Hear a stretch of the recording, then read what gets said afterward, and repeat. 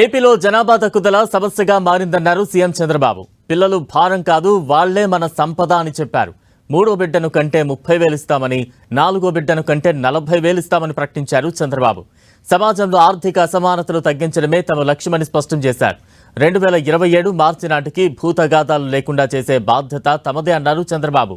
శ్రీకాకుళం జిల్లా నర్సనపేటలో స్వచ్ఛాంధ్ర స్వర్ణాంధ్ర కార్యక్రమంలో సీఎం చంద్రబాబు పాల్గొన్నారు. పిల్లలి సంపద, పిల్లల కోసం మనం అందరం కూడా కృషి చేయాల్సిన అవసరం వచ్చిందని మీ అందరికీ తెలియజేస్తున్నా. అందుకని నేను ఇంకొక నిర్ణయం కూడా చేసుకొని నెలలో వస్తున్నా మీ దగ్గరికి. మూడో చైల్డ్కి 30,000 రూపాయలు పుట్టిన వెంటనే ఇస్తాం. నాలుగో చైల్డ్కి 40,000 రూపాయలు ఇస్తాం. ఇది కరెక్ట్ అయిన నిర్ణయం అని మిమ్మల్ని అడుగుతున్నా.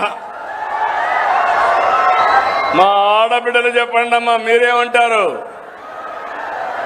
మీరే సృష్టికర్తలు, మీరు లేకపోతే సృష్టి లేదు.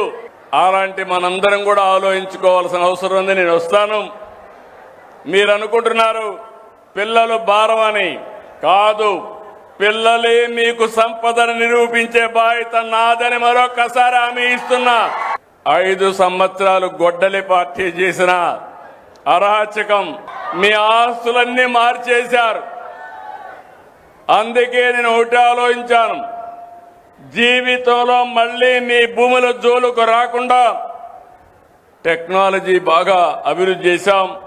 Block chain technology, QR code పెట్టి మీ భూములు సర్వే చేసి మీ ఆమోదంతో మీ రికార్డు మీకు ఇచ్చే బాధ్యత సంవత్సరం పెట్టుకున్నా. రాబోయే 2027 మార్చికి ఎక్కడా భూ తగాదాలు లేకుండా చేసే బాధ్యత ఈ ప్రభుత్వానిది. నేను 2047కి స్వర్ణాంధ్ర లక్ష్యంగా పనిచేస్తున్నాను. మీరందరూ గుర్తుపెట్టుకోవాలి, ఈరోజు మన తలసరి ఆదాయం 3 లక్షల రూపాయలు ఆవరేజ్న. ఇది 54 లక్షల రూపాయలు చేయాలని రాబోయే 22 సంవత్సరాల్లో 54 లక్షలు చేయాలనే దిశగా ముందుకు పోతున్నాం.